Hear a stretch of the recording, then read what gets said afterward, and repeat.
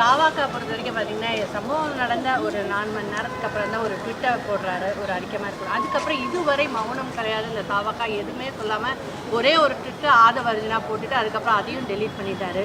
இதை பற்றி நீங்கள் என்ன சொல்லுங்கள்? இப்பொழுது நாம் மக்களை பற்றி அவங்க அவங்களோட பாதுகாப்பை பற்றி அவங்களுக்கு ஆறுதலாக இருக்கிறத பற்றி தான் யோசிக்கணுமே தவிர இன்னும் பிரச்சனையை தூண்டுவது போல வன்முறையை தூண்டுவது போல பேசுறது அப்படிங்கிறது நிச்சயமாக உச்சக்கட்ட பொறுப்பின்மை அப்படின்னு தான் நான் சொல்ல முடியும். ஒரு சிச்சுவேஷனை அமைதியாக்க வேண்டியது தான் எந்த அரசியல் கட்சியாக இருந்தாலும் யாராக இருந்தாலும் அவங்களோட கடமை.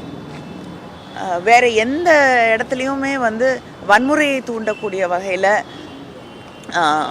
இன்னும் உயிர் சேதமும் இன்னும் உயிரிழப்பும் இன்னும் ஒரு வயலன்ஸையும் உருவாக்கக்கூடிய பேச்சுக்கள் அப்படிங்கிறது தவிர்க்கப்பட வேண்டும். அதுக்காக தான் முதலமைச்சர் கூட நேற்று யார் மேலேயும் குற்றம் சொல்ல வேண்டிய தருணம் இது இல்லை அப்படிங்கிற ஒரு தொனியில் யாராக இருந்தாலும் யாரும் தன்னுடைய கட்சியை சார்ந்தவர்களோ மக்களோ பாதிக்கப்படக்கூடாதுன்னு தான் நினைப்பாங்கன்னு ஒரு மிக பெருந்தன்மையோடு ஒரு விஷயத்தை சொல்லியிருக்கக்கூடிய ஒரு சூழலில் வன்முறையை தூண்டக்கூடிய செயலில் யார் ஈடுபட்டாலும் அது பொறுப்பின்மையின் உச்சகட்டம்.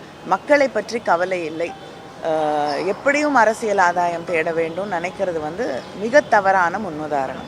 விசாரணை ஆணையத்தை முதல்வர் அறிவிச்சிருக்காரு. ஆனாலுமே எதிர்கட்சிகள் ஏன் சிபிஐ விசாரணை வேணும்னு கேட்கிறாங்க. அதிமுக பாஜக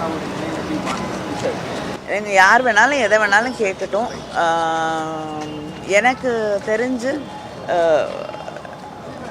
ஒரு தனிநபர் கமிஷன் நியமிக்கப்பட்டிருக்கு. அது விசாரணையை அடுத்த நாளே வந்துட்டாங்க. அவங்க விசாரணை தொடங்கி இருக்கிறது.